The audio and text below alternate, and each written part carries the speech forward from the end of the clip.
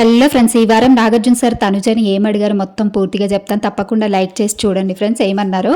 ఇక తనుజని లేపి నాగార్జున సార్ ఏమడుగుతారంటే, అమ్మ తనుజ, ఈ వారం అసలు అదరగొట్టేసావు టాస్కులు, చాలా బాగా ఆడావమ్మా. అసలు ప్రతి వారం ఎందుకు ఎక్కడ కనిపించలేదు, అసలు హర్రర్ టాస్క్లో అయితే చాలా బాగా ఆడినావు, ఎందుకు అంత భయపడిపోయినావు అని చెప్పేసి నాగార్జున సార్ అడగగానే తనుజ అనింది, సార్ నాకు డార్క్ ప్లేసెస్ చీకట్లు అంటే చాలా భయం సార్, అందుకే భయం వేసిందంటే, నువ్వు భయపడుతూ కూడా అన్ని భలే చెప్పావు చూడమ్మా, టచ్ చేస్తూ స్మెల్ చేస్తూ బాగా చెప్పినావు, ఆ టాస్క్ భలే చేసినావు తనుజ, సూపర్ అని చెప్పేసి మెచ్చుకుంటారు. ఇక తర్వాత ఏమంటారంటే నాగార్జున సారు, కాదమ్మా తనుజ, నువ్వు టాస్కులన్నీ బాగా ఆడుతున్నావు, చివరి వరకు వస్తున్నావు, మంచిగా టఫ్ ఫైట్ ఇస్తున్నావు, కానీ ఆ ఏడుపు ఒక్కటి, ఆ ఎమోషనల్ ఒక్కటి పక్కకు పెట్టమ్మా.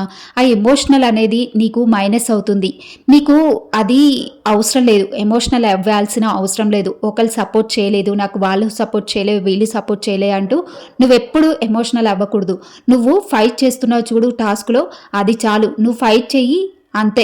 నువ్వు ఈ వారం క్యాప్టెన్ కాకపోతే నెక్స్ట్ వీక్ అవుతావు, అంతేకాని నువ్వు ఎమోషనల్ అయిపోయి బెడ్ మీద పడుకొని ఏడవడం అది కరెక్ట్ కాదు. ఇక్కడ నుంచి నువ్వు ఎమోషనల్ ఆపేసే తనుజ, నీకు ముందే చెప్పా అని చెప్పేసి నాగార్జున సార్ అంటారు. ఇంకా తనుజ అలాగే సార్ చెప్తుంటే వింటూ ఉంటుంది. ఇంకా నీకు ఇంకో విషయం తనుజ, నువ్వు అరుస్తావు చూడు, అంటే నువ్వు అరవడం కాదు, నీ మాట విధానం ఏంటంటే అరిచినట్టుగా ఉంటుంది. సో నువ్వు మాట్లాడే విధానం కూడా నువ్వు సాఫ్ట్గా మాట్లాడు. నువ్వు మామూలుగా సాఫ్ట్గా మాట్లాడినా కానీ అదేంటంటే నీ వాయిస్లో అరిచినట్టుగా అనిపిస్తుంది.